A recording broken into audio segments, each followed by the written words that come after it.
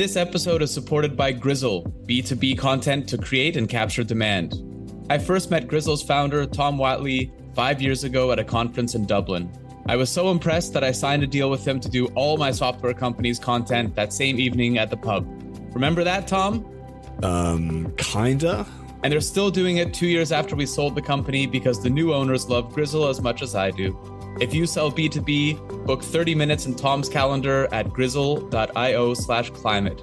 That's GRIZZLE.io/climate.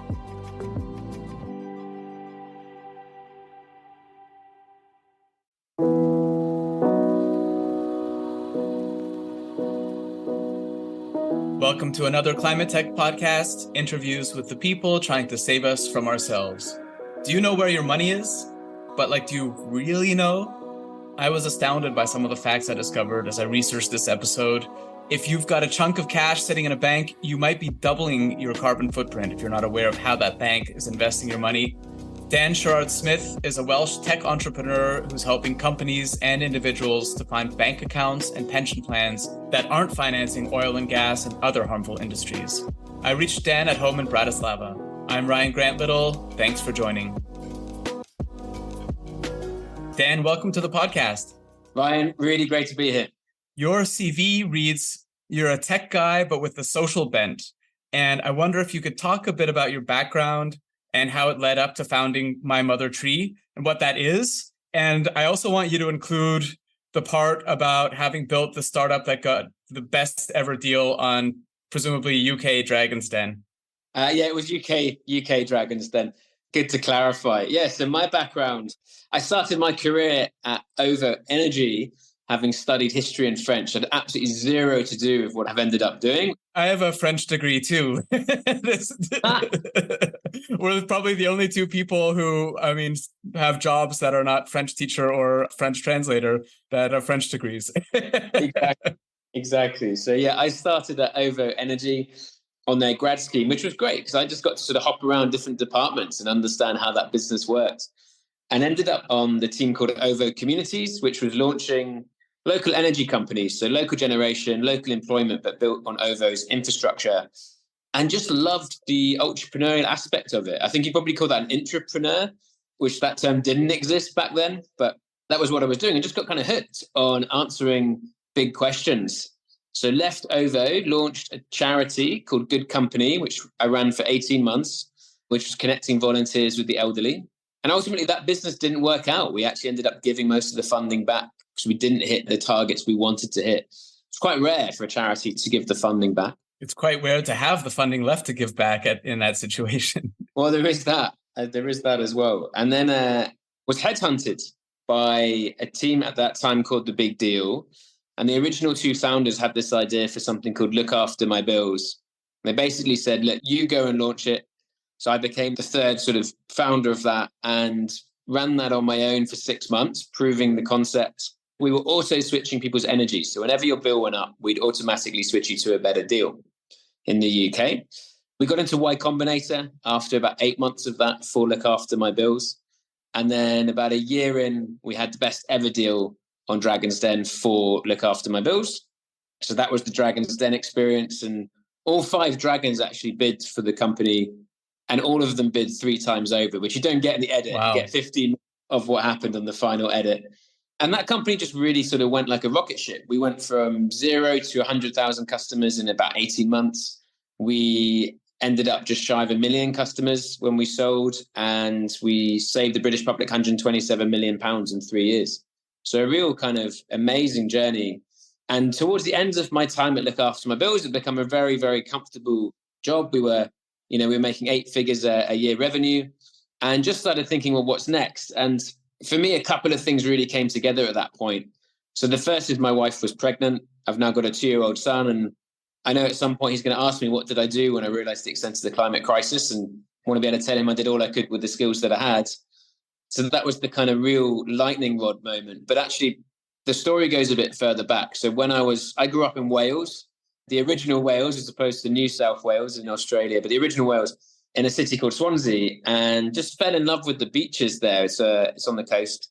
And at 12 years old, sitting in a geography lesson, I realized, hearing about climate change for the first time, I realized that without dramatic change, we were going to lose that part of the world. And there's been more profound wake-up calls since, but that was the first time. And I didn't know what to do about it then. But that sort of came back into my life as my son was born. And those were really the motivations for launching MotherTree. And to your second part of that question, sort of around MotherTree. So at that time, this is about 2 years ago, just started interviewing people about their experience with the climate crisis and what they were doing, and then running focus groups. And then my wife came up with the idea to run something called the Climate Challenge, which was groups of about 8 people, enough to share a pizza, over 30 days, just trying different tasks to be more sustainable. We looked at our carbon footprint. We got rid of our single-use plastic. We went vegan for the day. And 2 tasks more than anything else really stood out. So when we realized where our banks were investing and where our pensions were invested, and for me included, right? The first time I went through the challenge, these were new tasks for me. I realized 2% of my pension was in BP and Shell, so in oil and gas. 1% was in British American tobacco. 1% was in weapons, just things that I'd never choose to invest in. And yet every month, some of my cash had been going there. And at the same time, looked at where Look After My Bills bank account was, and that was with Lloyds. And Lloyds have put £12 billion into fossil fuels since 2016. Right, it's over £1 billion a year. And that was really the start of MotherTree. So we built what is possibly the world's, definitely the UK's first and only money carbon calculator. So we show businesses and consumers the carbon impact of their money. And then we work with them to make it really easy to get to greener providers.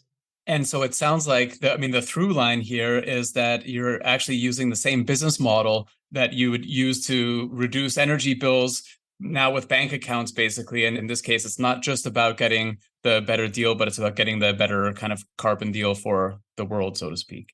Exactly. So we cover, and it's for businesses more than consumers this time, but we cover current accounts, savings accounts, pensions, investments, insurance, and energy. And yes, we look at cash position. So can we get the business a saving? We look at the carbon reduction, and it's huge for businesses when they look at the cash. But we also look at values. So can we support biodiversity? Can we reduce the gender pay gap? Those kind of things. But yes, very similar business model to Look After My Bills. Okay, and that's interesting that it's more for businesses. And, it resonated with me. I had a SaaS company a few years ago. And one of the first things I did when I stepped in as the CEO is to ditch Deutsche Bank, which has a very bad record, and to switch to someone else. And for that, I wasn't looking at I wasn't even thinking about the carbon side. I was thinking about, all the kind of the oligarchs and Donald Trump and that type of thing back then in the late 2010s. In Germany, in Berlin, where I was, there was definitely no calculator to use at that time. So I used your calculator and tried something out. So I know that Barclays, because we, as you see, name names on this podcast, I know Barclays has a bad record. And so I tried, what if my business had £100,000 in an account? What would that look like? And I expected, it to be bad, but it's much worse than I thought. And so putting £100,000 in a Barclays current account is the equivalent of 23 tons of CO2 per year, which adds up to 120 return flights from London to Rome, which is astronomical. And so where's that carbon coming from? How are you making these calculations? Talk a little bit about what's under the hood. Yeah, absolutely. So the way we look at carbon for banks is we look at the bank's own reports. So what you call sort of scope 1 and 2, and they report a little bit on scope 3. So it's their own operations plus their supply chain. But we also look at where the bank is investing. So pulling on publicly available data, but also looking at trading platforms so we can see where the bank's lending money. We're able to build up a really clear, it's always an estimation for these things, but a really clear estimation of where the bank is putting its money and what that means in terms of carbon impact. And then once we have a view of, okay, so this bank has a overall carbon footprint of, let's say it's 100 tons, and we know how much you have within that bank. Let's say you have £1 in a current account, and let's say that bank has £100 of assets. So we say, well, you're responsible for 1 over 100 of that. Because if you withdraw it, that bank loses some of its power, that bank loses some of its assets. And so, 1 over 100, that's a percent. So therefore, we attribute a percent of their carbon footprint to you. So that is how we calculate it, and that's how we get to those numbers. And with the calculator, it was displayed to me that if I went with Triodos or Cooperative or kind of one of these more social banks, that I can be saving up to 80% of that carbon by investing with that. Is that because they're not investing in fossil fuels? Is that the main driver? Exactly. So we look beyond fossil fuels. We look at many, many different sectors. But yes, those banks refuse to invest in fossil fuels, just as one of their policies, which means when we look at their carbon footprint, it's dramatically lower, than a Barclays or an HSBC. Have any of the banks that you've named positively or negatively reached out to you? I'm wondering if you have any interesting stories in working with these banks. Do you see some that are trying to do better, some that are just kind of sticking to the same line that they've always kind of worked on? So I think it's really interesting. We've had engagement from the sort of mid-sized banks and the smaller banks. Really, really positive discussions around what can they do, around being, also with some banks around being more transparent. So there was a couple of banks who were on the table who hadn't published their carbon footprint in a clear way, who have now done that, which we think is absolutely brilliant progress. The bigger banks, they haven't engaged. We're probably a fly in their ointment at this point. But what we want to do is talk the big banks' language. So if we can get enough people moving money, enough businesses moving money out of Barclays, then suddenly we're talking the chairman's language, and he will sit up and take notice. But I think while we remain small, I suspect Barclays will continue to put, to the region of 10 to 20 billion into fossil fuels every year. Okay, so you're kind of leading like a new iteration of the divest movement. And rather than encouraging people to divest directly in fossil fuels, you're encouraging people to divest from the banks who invest in fossil fuels. Exactly. And the reason we do that is because when we look at the amount of money banks put into fossil fuel expansion, it's extortionate. So I'll just give you one stat. The world's 60 biggest banks put 50 times more into fossil fuel expansion than the fossil fuel companies themselves. Wow. To put that another way, for every pound that BP and Shell put to fossil fuel expansion, the banks put 50 pounds. Wow. Divestment works if you can remove the cash that they can't replace. A 1 to 50 ratio is very hard to replace for any company. And what about the businesses that you're targeting as customers? So I would imagine, I can't see a lot of objections from their side because they're not giving up much and they're gaining a lot while also being able to talk to their customers about making these positive changes. And ultimately for their kind of scope 3 emissions as well, it's going to be positive. Absolutely. Well, we're very exclusive with who we work with. So we only work with values-led organizations. We turn businesses away that we don't think are going to make the changes. So, we absolutely are exclusive because we're judged on our results. And yeah, in terms of what the business gets out of it, we've seen happier employees, happier clients. And actually for some businesses, we've even unlocked more investment. The way we do that, we work with the business to understand where they currently are in terms of, their banks and their pensions and so forth. We uncover areas where they can make additional savings and unlock higher savings rates. We're also then able to reduce their biggest source of carbon emissions and have a proof point that this business is truly values-led because they're making sure they're investing in the values that they really support. And then we publicize that for the business. We make a really big message about it at the offsites on media channels to make sure this business is really known as someone who does what they say they're going to do. You say that one of the better ways to know if a bank is greenwashing or not is to look at how much they invest in renewable energy versus fossil fuels. And again, so Barclays comes to the top of the list as doing a piss poor job there with 98% fossil fuels to their 2% renewable energy investments. Who's doing a good job of this? You can go ahead and name some names of banks. And I wonder also, so I know the calculator is UK focused right now. Do you have any plans for the rest of us who don't live in the UK to expand so that we can take part in greening our bank accounts as well? Well, I love that question. Yeah, so two things here. First is, yes, we have plans to be broader than the UK. In fact, we already are. So we work with businesses all over the world. We have businesses in Canada, in Denmark, in Sweden, in Australia, all over the world. And our research is global. The website currently has the table for the UK, but there are absolutely plans to publish tables in the future. It's just down to resource and focus and, where our clients are. We'll continue to publish data. The second part, in terms of those ratios, who are the good banks? Well, in the UK, Triodos, the Cooperative, Nationwide, Virgin Money. There's quite a few, banks who are refusing to invest in fossil fuels. So their ratio is 100% to zero when you look at kind of fossil fuel versus renewable investment. That's awesome. And one of the other areas, so it's not just bank accounts, it's also pensions. And I love this statement that's kind of right front and center on your website, which is my MotherTree, which is that my bank account and pension combined could have double the carbon impact of going vegan, quitting flying, and choosing to ride a bike over driving a car combined. So what role is the bank? What role is the pension? How can people, individuals, influence where their pension is invested right now? It's a great question. So for businesses, when you look at where their cash is stored, just with the banks, it's their biggest source of carbon emissions. So let's take Google. So Google have 130 billion pounds in cash. Wonderful problem to have. That cash is stored at just a few banks. And based on how those banks invest, that cash has a carbon footprint. That carbon footprint is actually double the carbon footprint of Google's carbon footprint for their entire supply chain, right? For Apple, it's 3.9 times bigger than their reported carbon emissions. And for the average UK company, which has about 10 employees, it's double. They have a typical carbon footprint of about 75 tons. When you add in just their cash, it adds another 75 tons. When you add in pensions, for the average UK company, it adds another 41 tons. So pensions and cash together, huge amount more than all other activities put together for a business. Very similar for the consumer, but it's flipped around. So the bigger carbon footprint is on their pensions and then an additional piece on their banks. And those two things together, for the average UK consumer, is about 10 tons. For all other actions put together, for the average UK consumer, it's 10 tons, right? So it's a huge difference we can make just by making sure pensions and banks are in the right place.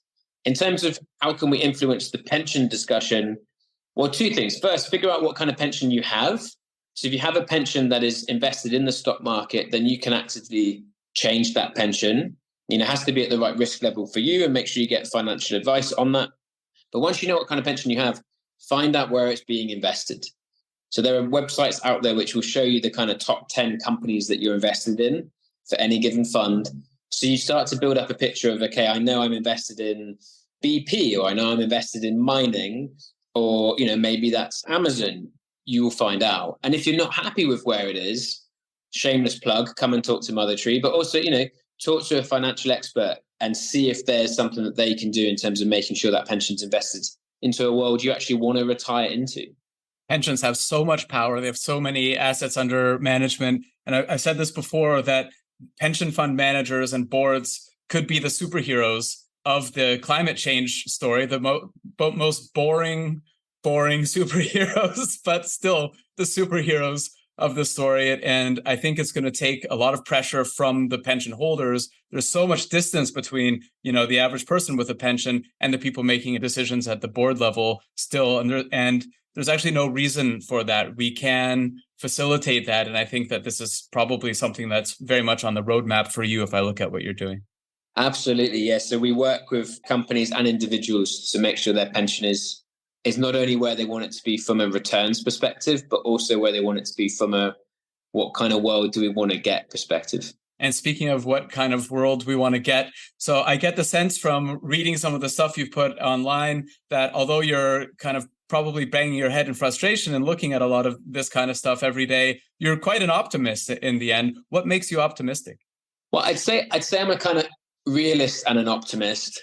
I think what makes me optimistic, the people I talk to every day, in terms of, I talk to some incredible people, founders, sustainability officers, people who are genuinely willing to make a difference in terms of their own influence. And that is incredible to hear and understand, why they're doing it.